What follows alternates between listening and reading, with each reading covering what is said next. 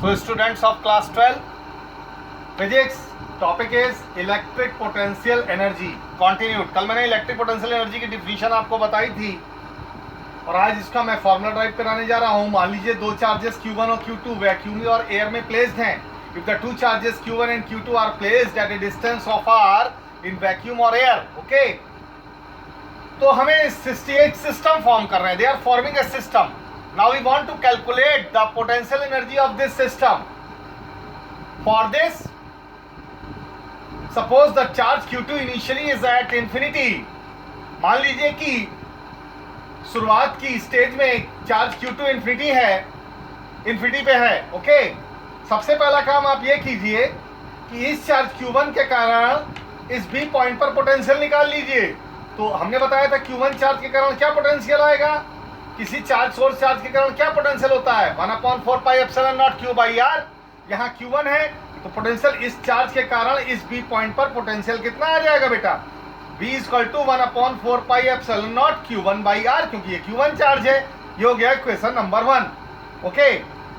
Now according to the definition of electric potential, the work done in bringing the charge Q2, कहां से, मैं इसको infinity पे पहुंचा चुका हूं ना, मैं इसको इंफिनिटी पे लेके से आ रहा हूं।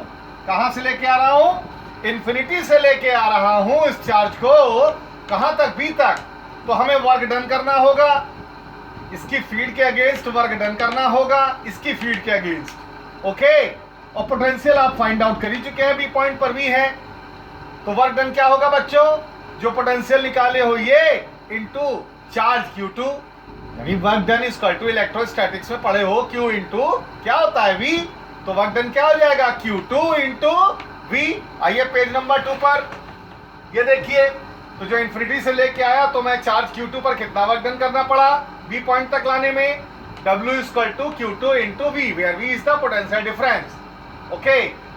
Now putting the value of V from equation 1 to equation 2, अभी जो V की वैल्यू थी यहाँ पे प्लेस कर दीजिए, ओके। तो क्या बन जाएगा, W equal to Q2 1/4 pi epsilon naught Q1 by R। इसको रीअरेंज कीजिए, 1/4 pi epsilon naught Q1 into Q2 upon R। यही work done as a electric potential energy stored हो जाएगा सिस्टम का, okay.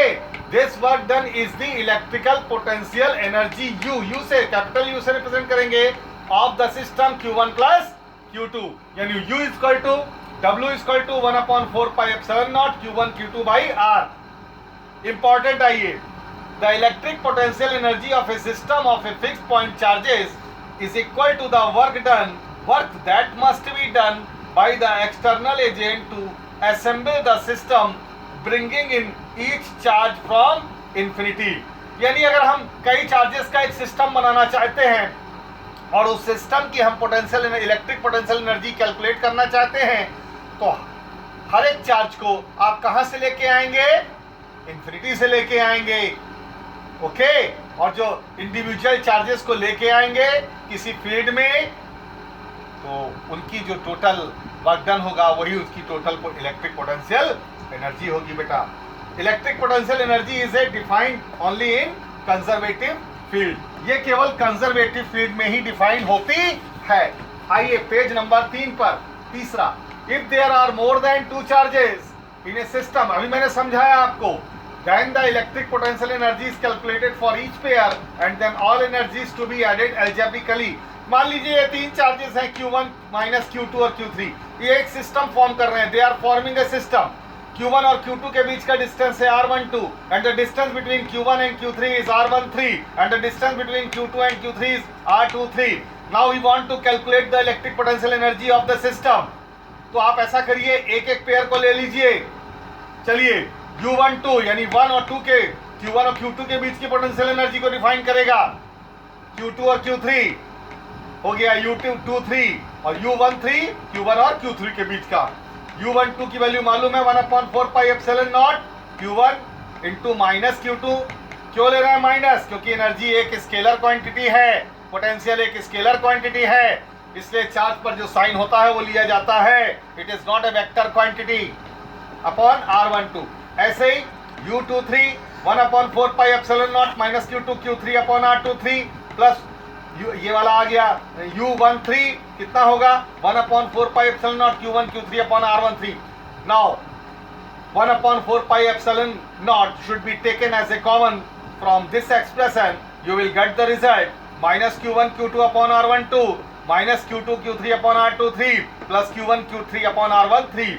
So this is the total electric potential energy of the charges Q1 minus Q2 and Q3. Thank you.